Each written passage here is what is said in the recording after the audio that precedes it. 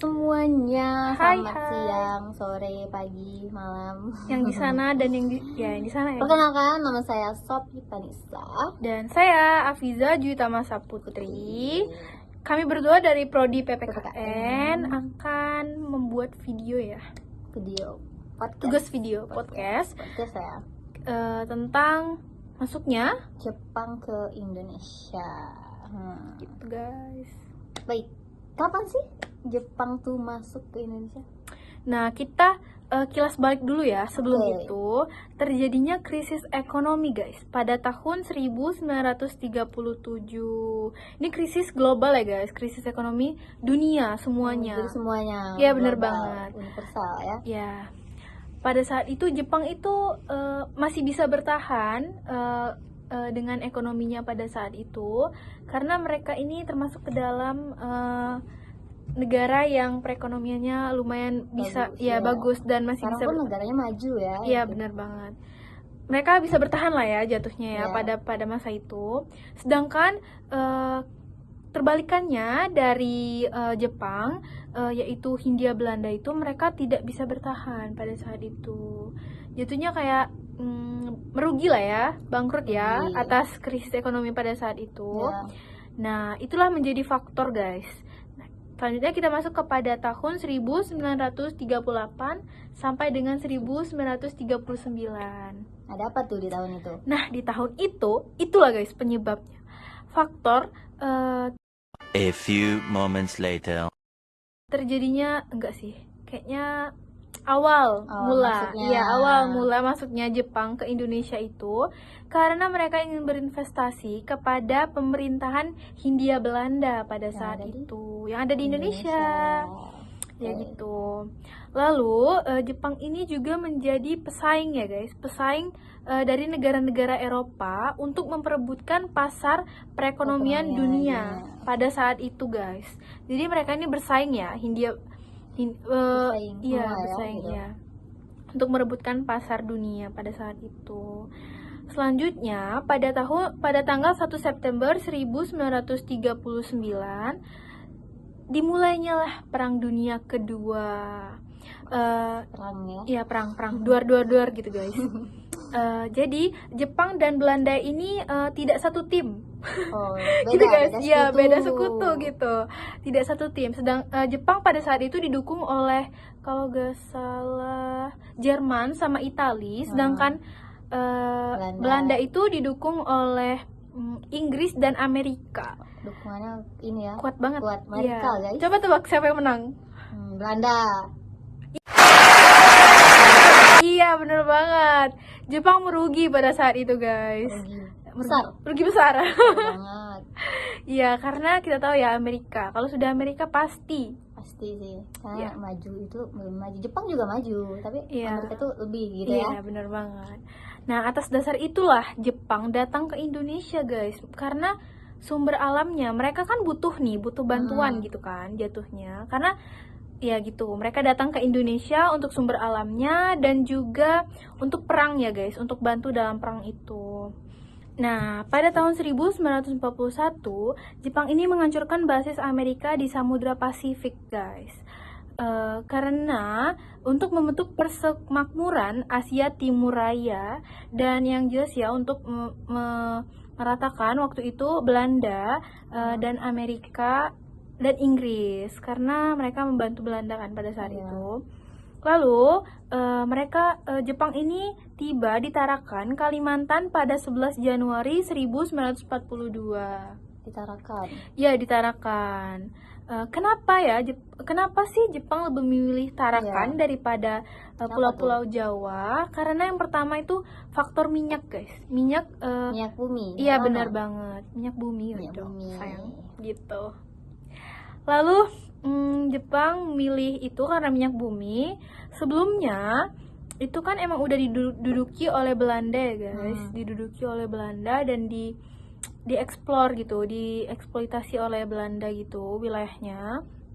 Lalu Jepang ini perang dengan Belanda untuk memperebutkan wilayah itu. Iya, Tarakan pada saat itu. Lalu jelas Jepang menang pada saat itu dan Jepang menduduki wilayah Tarakan pada saat itu. Setelahnya Jepang ini mulai tiba ke pulau-pulau Jawa. Mulai datanglah gitu ke pulau-pulau Jawa. Gitu ya, ke Iya. Indonesia ya. Iya. Pada bulan Februari, tepatnya di tahun 1942. Gitu. Setelahnya, Gubernur Jenderal Jepang Jan van Starkenborg dan Letnan Jenderal Hitoshi Imamura dari Jepang bertemu dan membuat perjanjian Kalijati pada tanggal 8 Maret 1942. Belanda ini menyerah kepada Jepang pada saat itu. Karena udah kalah guys. Iya. Menyerahlah kepada Jepang. Nah, jadilah Jepang yang menguasai Indonesia. Begitu. Gitu. Terus kenapa gitu Jepang bisa menguasai pada saat itu? Iya, karena pertama, kenapa ini ya, soalnya pertanyaannya kenapa rakyat Indonesia mau menerima gitu ya? Iya. Mau menerima Jepang mau pada menerima. saat itu. Tepatnya itu karena Jepang ini memberikan iming-iming atau janji palsu Kayak dia ya, Mbak. seperti dia itu. Iya, benar. Apa mbaknya yang ngasih janji palsu ke dia? Enggak dong, enggak dia. boleh ya.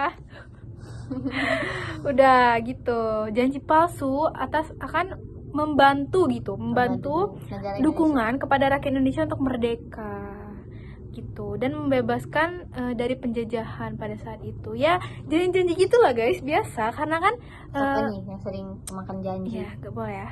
Hati-hati. Terus karena Indonesia mau menerima itu karena ya Jepang itu Asia. Karena sebelumnya itu kan Asia iya, ya. jadi masih satu rumpun gitu. iya gitu, bener banget. Terus juga kayak penyelamat kami nih gitu. Pahlawan. Kesiangan. Alarmnya ini ya, lupa hidupin. Iya bener. Kesiangan. Terus yang kedua itu memperbolehkan bendera merah putih itu berkibar dan didengarkannya lagu Indonesia Raya.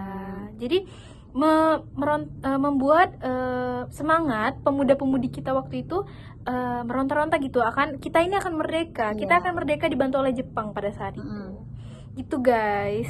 Lalu Jepang ini menyebarkan propaganda gerakan 3A. Yang mana yang seperti kita ketahui yaitu Jepang Cahaya Asia, Jepang Pelindung Asia, dan Jepang Pemimpin Asia. Gitu. Selanjutnya Jepang ini mendirikan berbagai organisasi seperti Putra, Jawa Hokakokai, dan BPUPKI. Oh, jadi BPUPKI itu dibuat oleh Jepang ya. Tujuannya apa ya sebenarnya itu Jepang tuh? Tujuan Jepang itu menguasai datang ke Indonesia itu yang pertama jelas ya, karena untuk bahan-bahan mentah, ya rempah-rempah. Ya. Terus juga untuk kepentingan industri dan militer Jepang pada saat itu. Selanjutnya itu menjadikan Indonesia sebagai tempat pemasaran hasil industri Jepang. Karena alasan penduduk Indonesia itu banyak ya guys. Iya, banyak banget sih. Lalu menjadikan Indonesia sebagai tempat untuk mendapatkan tenaga buruh. Kita itu sangat-sangat Romusa ya namanya ya, Romusa. Kerja paksa. Ya, pemuda kita itu waktu saat itu sangat-sangat dipaksa untuk bekerja ya guys. Gitu, tanpa dibayar sepeser pun. Gitu. Tapi Terus tuh ada yang bilang tuh dibayar, tapi diingin sama pemerintah kita. oknum dari kita Iya, gitu, benar dari negara banget. kita. Nah, itulah guys ya. Kita di sini tuh bingung harus percaya bingung. kepada siapa Tahu, gitu. Ada ini. Bener Bisa banget. didebatkan ya. Iya, bisa. Oke, lanjut. Dampaknya ada kan, dampak untuk negara kita. Jelas banget dong. Dampak negatifnya ya jelas banget dong ada ya kan. Iya. Dampak positifnya kayaknya Mungkin ada. Ada Kayaknya ya. ada. Ini Hakas tahu ya. Dampak negatifnya itu pemerintahan Jepang itu sewenang-wenang gitu kepada kita. Kayak semau-maunya dia aja, mau ngapain aja kita pasti tunduk pada Dia mereka. yang menguasai Iya, benar semuanya banget, gitu ya. menguasai. Lalu mereka itu menjaga ketat terhadap media seperti berita, radio, koran itu sangat dijaga ketat oleh mereka. Kenapa? Karena penyebaran informasi itu sangat berpengaruh ya terhadap pandangan masyarakat kita pada mereka gitu. Nah, dampak positifnya itu yang pertama, diperbolehkannya bahasa Indonesia digunakan. Oh, jadi kita boleh pakai bahasa kita Iya, sendiri ya. bener banget. Terus juga Jepang itu menghapuskan pendidikan berbasis kelas pada saat itu. Karena kan Belanda yang membentuk ya. Iya. Karena yang hanya orang-orang yang berbangsawan yang boleh. Iya, yang boleh. Orang tinggi-tinggi pejabat gitu. Iya, benar. Lalu dibentuknya tingkatan kelas 12 tingkatan untuk pendidikan oleh Jepang pada saat itu. Jepang ini, kalau dibilang Jepang ini memang peduli ya terhadap pendidikan ya. Iya. Dari dulu sampai sekarang ya, bener banget. Terus Jepang ini memberikan latihan militer kepada pemuda-pemudi kita pada saat itu. Selanjutnya, dibentuknya sistem sosial bernama Tonigurumi yang kini kita sebut sebagai RT atau rukun tetangga. Banyak ya, masih digunakan sampai Masih sekarang. digunakan sampai sekarang ya ternyata ya. Aku juga. Kayaknya di seluruh Indonesia. Iya. Terus juga dibentuknya BPUPKI pada saat itu. Oke. Gitu guys. Gitu ya. Dah, jadi Begitulah ya. sejarah Jepang masuknya ke Indonesia. Dadah. Dah.